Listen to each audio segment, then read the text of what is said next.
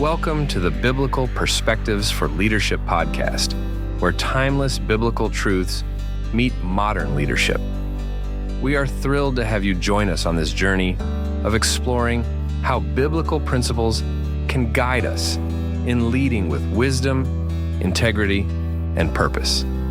Whether you're leading in the church, your workplace, or your community, this podcast is designed to inspire, challenge, and equip you for the road ahead.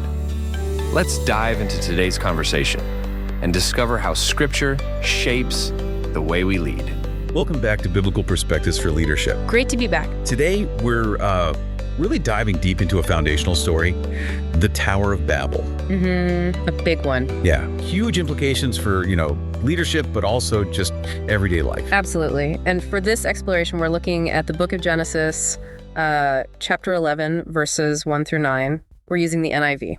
Right. And we also have some supporting material, a story called the Tower of Babel, a story of pride, confusion, and divine purpose. Exactly. So the mission today is, to unpack the leadership principles, see what this ancient narrative tells us now. Okay, let's get into it. So it starts off, really unified.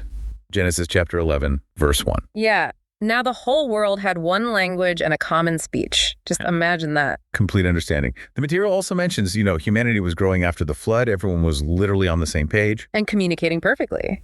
Then Genesis chapter 11, verse 2 tells us they moved eastward, found this plain in Shinar, and settled there. Sounds like, the ideal starting point for something big, right? Totally. And they definitely had a big vision. Genesis chapter 11, verse 4 lays it out. Come, let us build ourselves a city with a tower that reaches to the heavens, so that we may make a name for ourselves. Otherwise, we will be scattered over the face of the whole earth. Whew. Okay, so unity, vision, energy. But let's talk about that motivation. Make a name for ourselves. That's the crux, isn't it?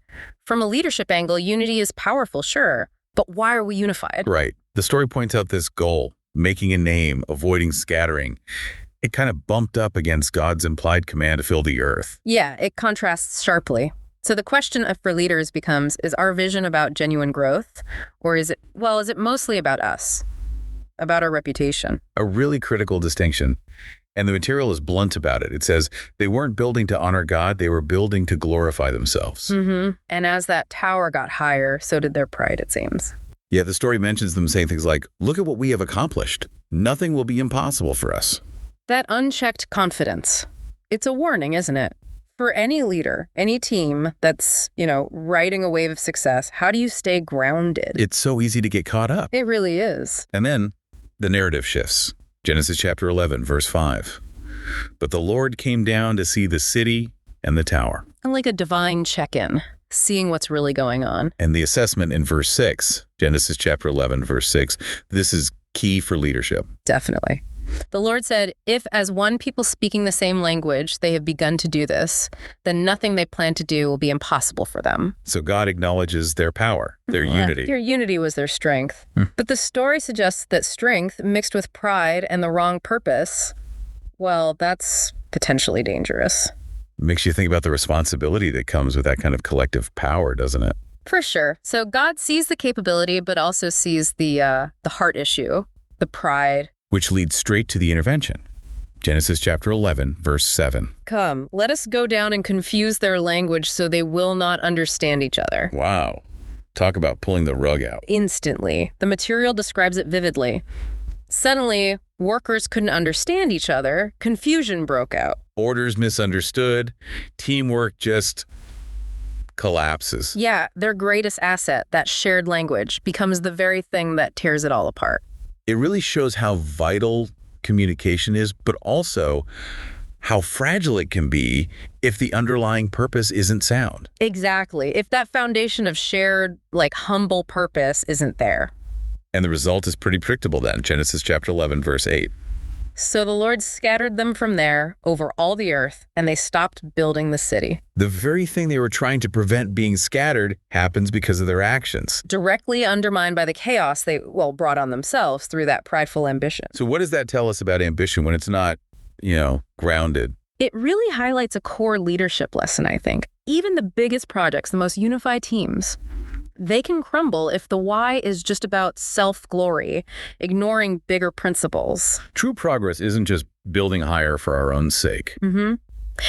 And the name they gave the city, Babel. Genesis chapter 11, verse 9. That is why it was called Babel, because there the Lord confused the language and scattered them. Babel. Confusion. Yeah. It went from being this planned monument to human achievement. To a symbol of pride's fallout. Ouch. Exactly. And this story, though ancient, it's packed with principles for us. The material points out first, pride separates us. Yeah, relying only on ourselves, forgetting any higher accountability.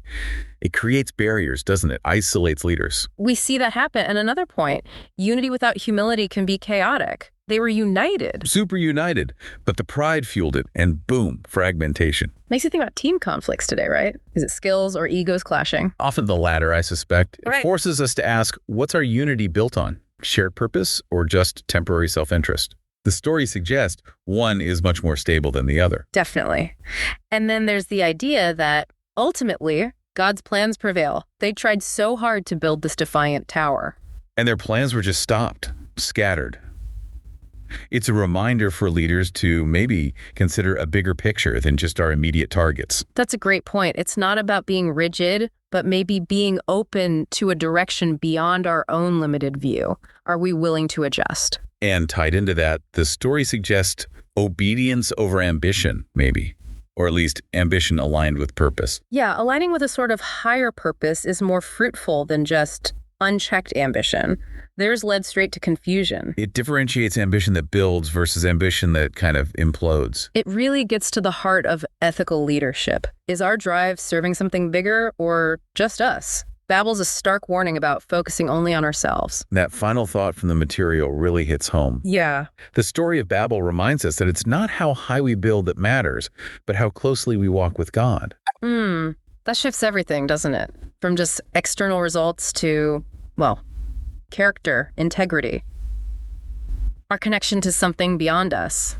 It offers such a different way to measure success in leadership and just life.